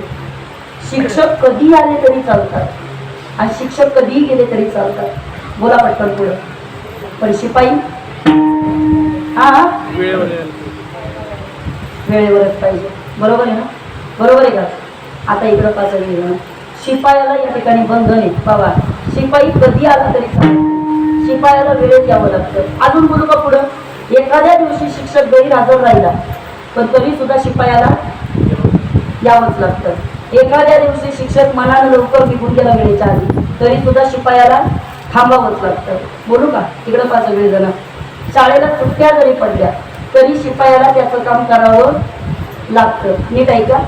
शाळेला सुट्ट्या जरी पडल्या 2-4 दिवसाच्या सुट्ट्या लागोपाठ आल्या पण शिक्षकांनी शिपायाला फोन केला आणि शिक्षकांनी सांगितलं, म्हणजे हे पहा काका, आम्ही आमचं काम करण्याकरता कधी सुद्धा वर्गामध्ये येऊ शकतो, आम्हाला कुठलीही एखादी फाईल लागू शकते, आम्हाला कुठल्याही या ठिकाणी डॉक्युमेंट लागू शकतात, त्यामुळे आम्ही शाळेमध्ये येत राहू, तुम्ही फक्त तुमच्या वेळेवरती तिथं थांबत जा. ऐका, पहिल्या दिवशी शिपाई तिथं गेला आणि पहिल्या दिवशी शिपाई गेल्याच्या नंतर शिक्षक आले, पण शिक्षक डायरेक्ट बाबा 12 वाजता तिथं आले. किती वाजता आले? बोला ना. 12 वाजता तिथं आले. 12 वाजता शिक्षक आल्यानंतर शिपायाने विचार केला, मी 8 वाजता आले आणि आज शिक्षक 12 वाजता आले. 1 तास थांबले आणि शिक्षक परत निघून गेले, पण शिपायाला मात्र 4 वाजेपर्यंत थांबावं लागलं. पुन्हा ऐका, दुसऱ्या दिवशी मात्र या ठिकाणी शिपायाने विचार केला, आज आपलंही काहीतरी काम आहे, बरं आज कुणी येईल असं वाटत नाही, कारण त्यावेळेला दुपारचे 2 वाजले होते. 2 वाजेपर्यंत कुणी आलं नाही आणि मग शिपायाने विचार केला, आता अजून किती वेळ थांबायचं? नीट लक्षात घ्या. पण शिपाई म्हटला, आता जर आपण निघून जायचं म्हटलं आणि तेवढ्यात एखादा जर शिक्षक आला तर आपल्या नावाची तक्रार केल्याशिवाय राहणार नाही. शिपाई हुशार होता. लक्षात घ्या दादा. त्यानं अशी एक चिठ्ठी घेतली आणि त्या चिठ्ठीवरती त्यानं एकच वाक्य लिहिलं, आत्ताच गेलो. दरवाजाला चिटकवली निघून गेला. आता मला सांगा, 3 वाजता जरी शिक्षक आले तरी शिक्षक काय वाचणार? हा, आत्ताच गेलो, बरोबर आहे. 4 वाजता ऑफिस बंद करायच्या टाइमिंगला जरी शिक्षक आले, शिक्षक काय वाचणार? आताच गेलो, बरोबर आहे ना. ऐका, दुसऱ्या दिवशी जरी ते आले तरी सुद्धा आताच गेलो. एक लक्षात राहू द्या, मला एकच तुम्हाला सांगायचं, शिपायाला तक्रार करण्याकरता एकही शब्द शिक्षकांकडे नसणारे, कारण त्यानं उत्तर परफेक्ट दिलेलं आहे. लक्षात ठेवा, हा नंतर वाचक शब्द आहे का तुम्हाला नंतर बोलण्याकरता कुठलीच जागा नाही. तुकोबारायांनी सांगितलं, मी अगोदर सगळं बघितलंय, अगोदर सगळं माझं झालंय. प्रपंच रचना सर्वही आम्ही भोगून त्यागिली, आणि हे सगळं भोगल्याच्या नंतर आम्ही तुमच्या दारामध्ये आलोय, म्हणून त्यांची स्तुती करता येत नाही. याच्या करता आता तुम्ही कृपा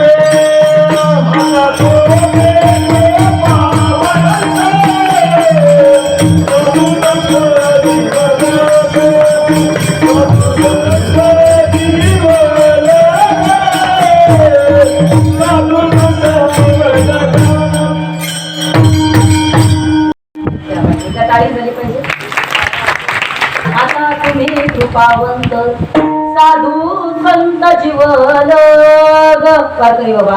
तुकोबारा यांनी इथं स्पष्टपणे सांगितलं, म्हणजे मागचं सगळं बघून आलोय आणि आम्हाला कळालंय, त्यांच्यावरती आम्ही विश्वास ठेवू शकत नाही. एक बोलू का वारकरी बाबा, इकडे पाच सगळे जण.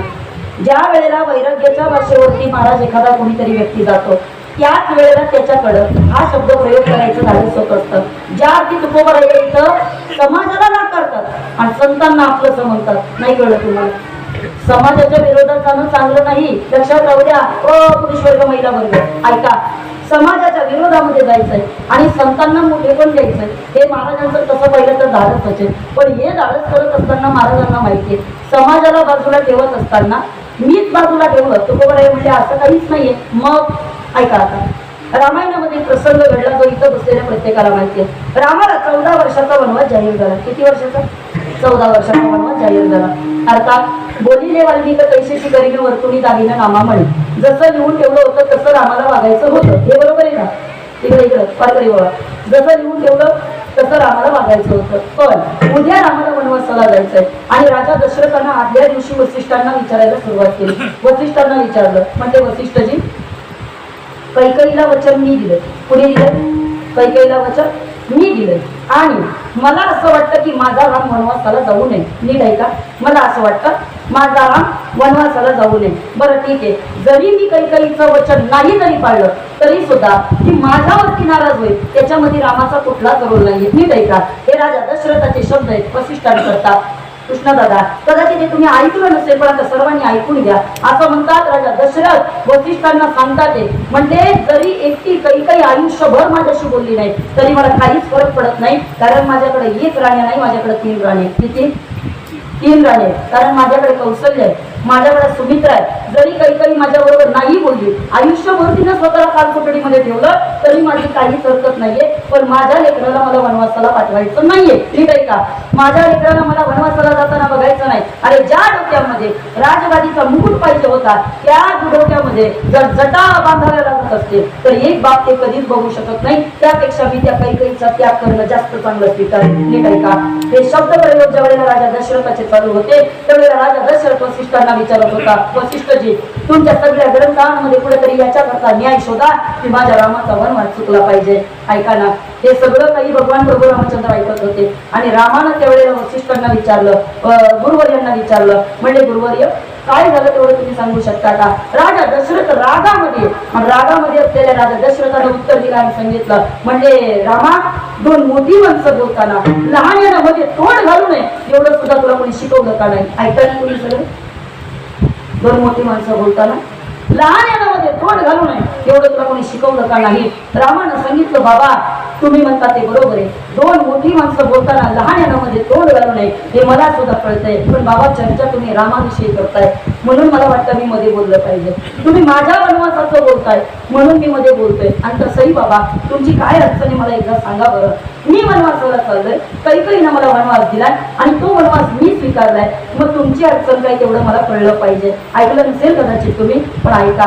राजा दशरथानं विचारायला सुरुवात केली. राजा दशरथाच्या डोळ्यात पाणी आलं आणि भाऊक झालेला दशरथ आता रामाला विचारतोय, रामा, अरे तू ज्या दिशेनं निघालाय, अरे त्या दिशेनं जात असताना तुला 14 दिवसाचा प्रवास नाही करायचा, तुला 14 महिन्याचा प्रवास नाही करायचा, मग तुला 14 वर्षाचा वनवास करायचा. ऐक रामा, काय वाटतं तुला?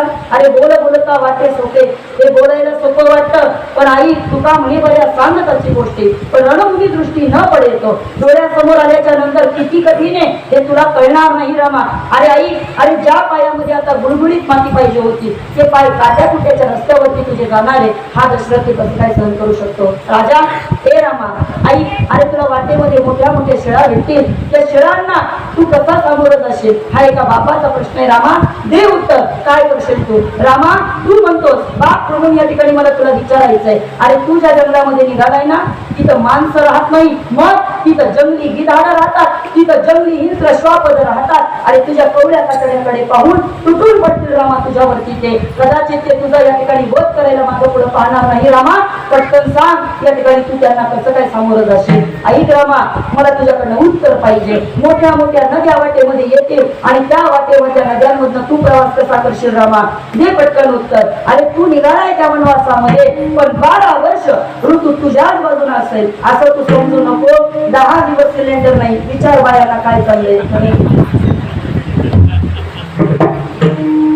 बरोबर आहे ना बाबा? किती हाल चालले ते आमचं आम्हाला माहिती. आणि रामा, तू निघालाय तिथं काय तुला 12 महिने तुझ्या बाजूने सीझन दिसणार आहे का? मध्येच नोटबंदी होऊ शकते, मध्येच कोरोना पण येऊ शकतो, नाही कळलं तुम्हाला? आणि असं एखादं युद्ध होऊ शकतं. रामा, तू काहीच इमॅजिन करू शकत नाही, कारण ते 14 वर्षाचं आहे. कारण संगीता ताई हे 10 वर्षामध्ये जर एवढं बघते तर रामा 14 वर्षात तुला काय काय बघावं लागेल. ऐक रामा, तू कशालाच नाकारू शकत नाही आणि म्हणून मला असं वाटतं मध्ये जर एवढ्या अडचणी येणार असतील रामा तर तू वनवासाला जाऊ नये असं माझं मत आहे. ऐका ना, रामानं सांगितलं, बाबा तुमचं बोलून झालं का? हो म्हटले झालं, पण तुझ्याकडे आता 10 मिनिटं बाकी आहे. माझं बोलून झालंय पण तुझ्याकडे आता 10 मिनिटं आहे. रामा, बोलून घे पटापटा बाबा, उत्तर देऊन टाक म्हणजे मोकळे करायचा येईल या लोकांना. ऐका, उत्तर द्यायला रामानं सुरुवात केली आणि राम म्हटला, बाबा तुम्ही म्हणता ते अगदी बरोबर आहे, पण मला असं वाटतं बाबा, तुम्ही म्हणता गुळगुळीत माती माझ्या पायाला लागायला पाहिजे होती, तिथं काट्या कोट्याचा रस्ता मला तुडवत जायचंय, पण बाबा तुम्ही हे का विसरता?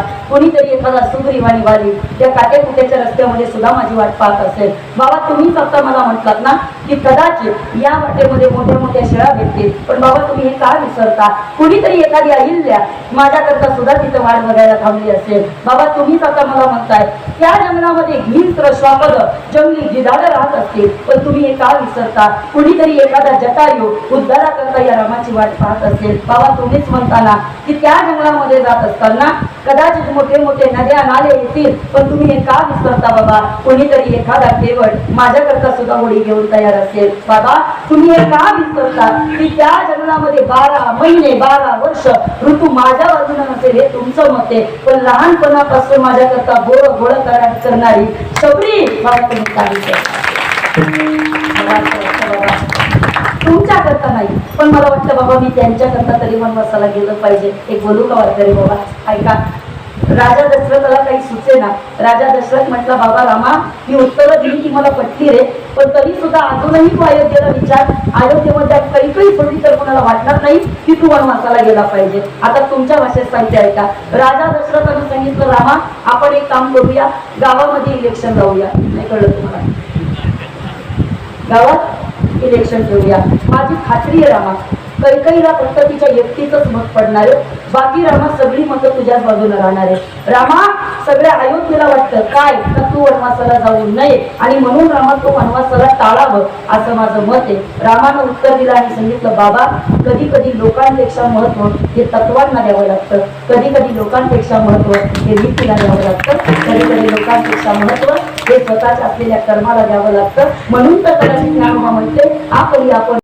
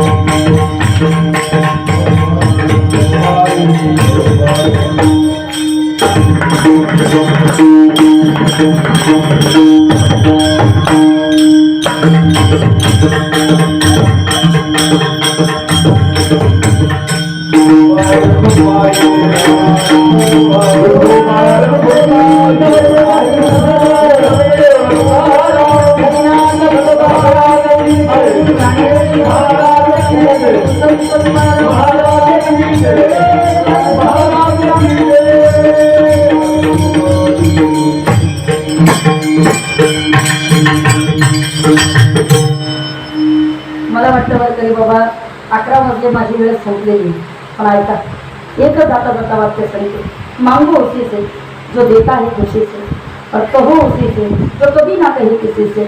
आयुष्यामध्ये काही बोलायचं असेल ना तर ते त्या व्यक्तीसोबत बोल, तर जो दुसऱ्याला कधी आपलं काही सांगणार नाही। मी बोलते इकडे 5 वेळेला ऐका। परमपूज्य डोंगरेजी बाबांच्या भागवतामधलं वाक्य, डोंगरेजी बाबा म्हणायचे जब आप अकेले रहते हो तो मेरे गोविंद से बात किया करो और जब लोगों के बीच आए तो मेरे गोविंद की बात किया करो। लोकांमध्ये आलं तर देवाविषयी बोलता आलं पाहिजे आणि देवासोबत असलं तर देवाचंच बोलता आलं पाहिजे। आपलं दुःख भगवंताला सोडून संतांना सोडून परकरी बाबा दुसऱ्या कधीच कोणाला माणसाला कधी सांगू नये। तुकोबरायांनी सांगितलं देवा आयुष्यामध्ये आघात काही कमी पाहिजे का रे?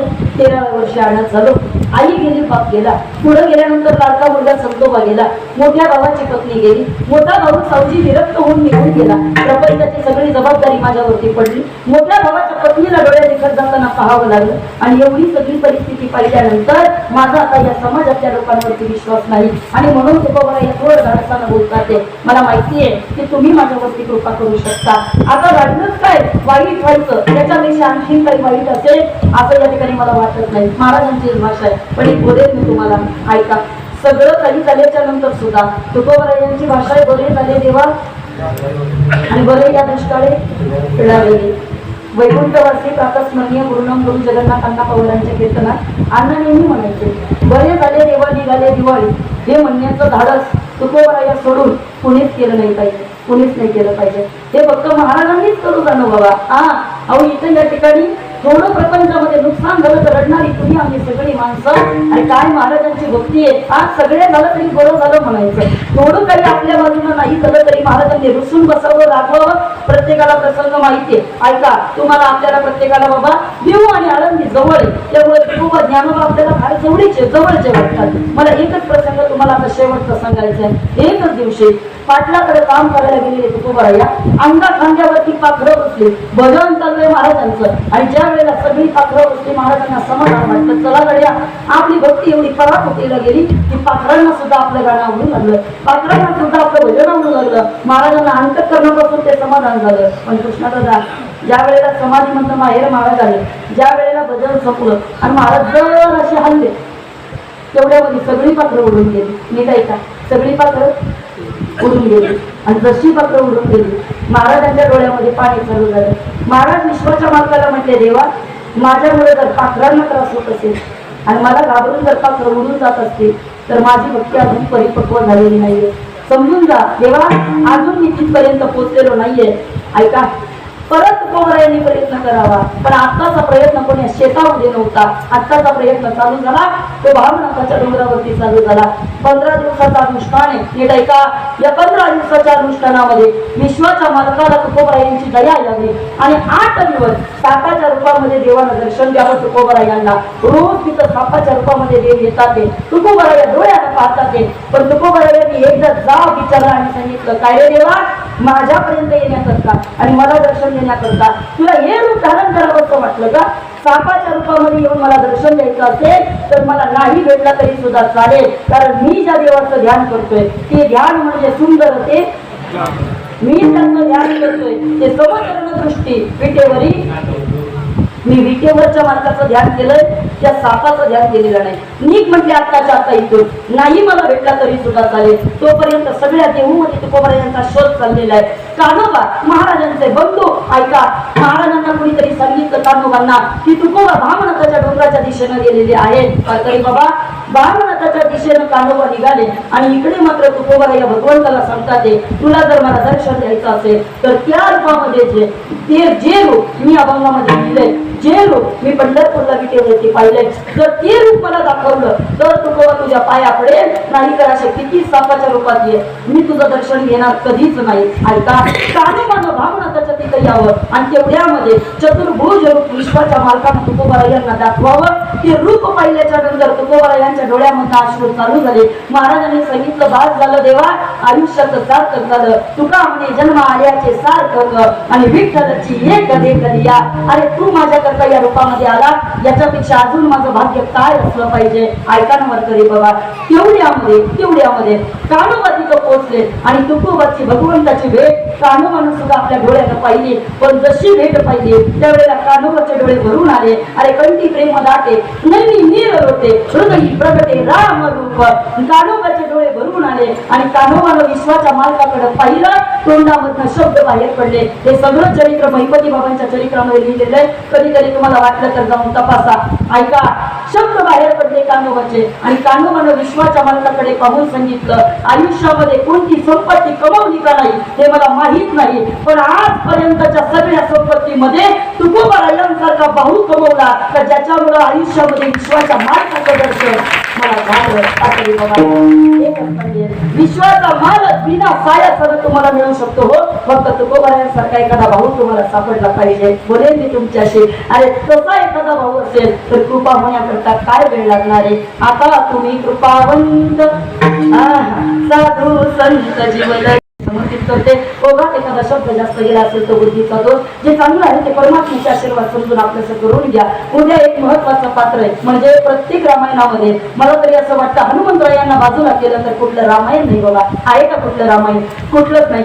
एकाला विचारलं, ताई हनुमंतराय इतके महत्वाचे का, याच्या मागचं कारण तरी काय? सोपं उत्तर देते, सीता ही भूमीची मुलगी आहे बाबा. बरोबर आहे, सीता ही भूमीची मुलगी आहे आणि राम हा सूर्यवंशामधला राजा आहे. लक्षात राहू द्या, हा एक सूर्याचा पुत्र म्हणून ओळखला जातो आणि ही भूमीची बाबा या ठिकाणी पोरगी म्हणून ओळखली जाते. पण या दोघांना जोडण्याचं काम जर कोणी केलं असेल तर त्या पवनसुत हनुमानानं केलेलं आहे, म्हणून रामाचं पात्र आणि हनुमंताचं हे जरा लक्षात घेण्यासारखे शब्द आहेत. पण चला, आता वेळ संपुष्टाच्या दिशेने आलेली आहे, म्हणून मला वाटतं की त्या हनुमंतरायांचा उद्या उत्सव तुम्ही आम्ही सगळेजण करणार आहोत. एक महत्वाचं पात्र आहे, म्हणून तर तुकोबा म्हणते, काय भक्तीच्या त्या वाटा मग दावाव्या सुवटा. तुमच्यासारखं या ठिकाणी भक्ती मला जमली पाहिजे, कधी करून माझा उद्धार आयुष्याचा झाला पाहिजे. काय उद्धार पावे काय कृपा करील नारायण. ऐसे तुम्ही सन्ना संत जन करा समाधान चित्त माझे, गोमटे ते करा माझे बार रोजे तुम्हाचे. शेवटी तुकोबरायांनी सांगितलं, देवा जे तुझ्यापाशी संतांना सांगितलं जे देतोय ना ते काय आमच्या स्वतःकडे नाही असं नाहीये. मग आम्ही जे तुमच्या पायापाशी ठेवलंय ते सगळं आमचं वेचलेलं आहे. आमच्या भक्ती सकट तुम्हाला आम्ही सगळं समर्पित केलेलं आहे. आमचं वैराग्य तुम्हाला दिलं, आमचं कर्म तुम्हाला दिलं, आमचं ज्ञान तुम्हाला दिलं. हे सगळं तुमच्या पायापाशी ठेवलं. वंचिले ते पायापाशी नाही याची वेगळे आणि त्या वैराग्याशिवाय तुकोबा नाही, त्या भक्तीशिवाय तुकोबा नाही, त्या ज्ञानाशिवाय तुकोबा नाही. हे सगळं काही तुमच्या पायावरती टाकलंय. आता फक्त एकच करा, आता शेवट फक्त तुमच्या पायापाशी जागा द्या, एवढी कृपा करा. अभंगाचं शेवटचं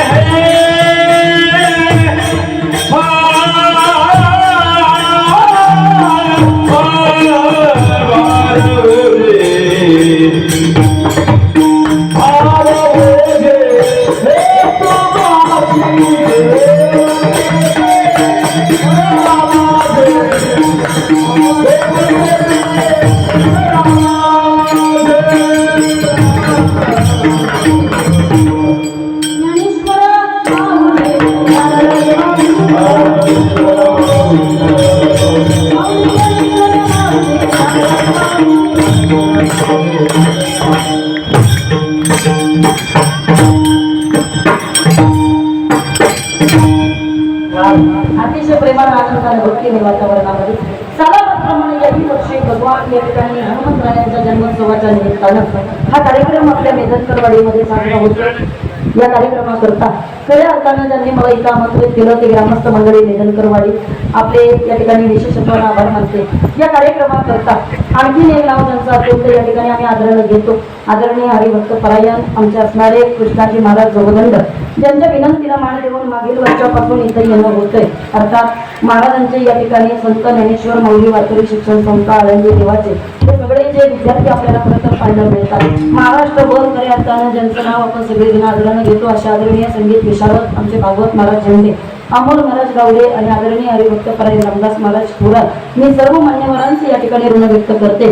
या कार्यक्रमाकरता आजच्या कीर्तनाचं सौजन्य ज्यांच्याकडे होतं कैलासवासी रामदास मुरलीधर मेदनकर यांच्या स्मरणार्थ श्रीमती सुरेखाताई रामदास मेदनकर माझे उपसरपंच आणि कैलासवासी शांताराम बापू विठोबा मेदनकर यांच्या स्मरणार्थ श्रीमती सिंधुताई शांताराम मेदनकर माझे उपसरपंच या दोन्ही मान्यवरांकडनं आजच्या या कीर्तनाचं सौजन्य होतं. त्या दोन्ही मान्यवरांसाठी सुद्धा एकदा जोरदार टाळी झाली पाहिजे.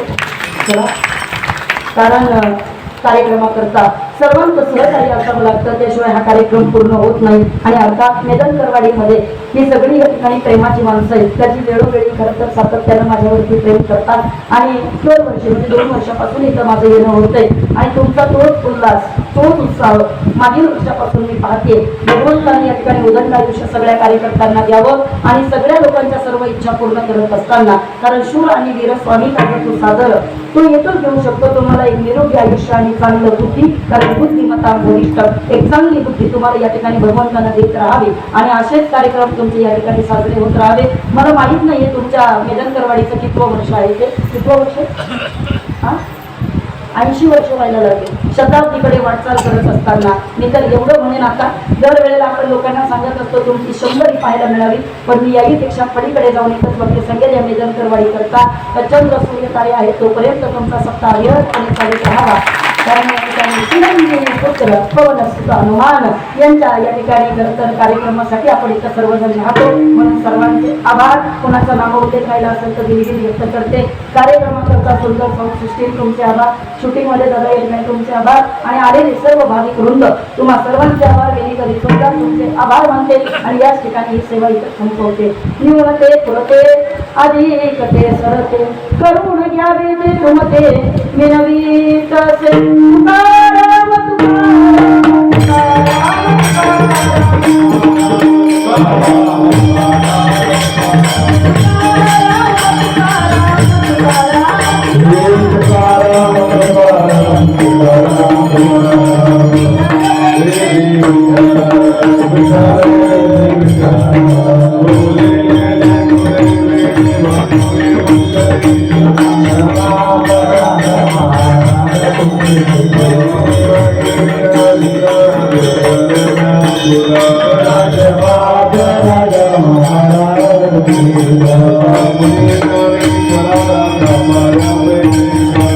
Thank you.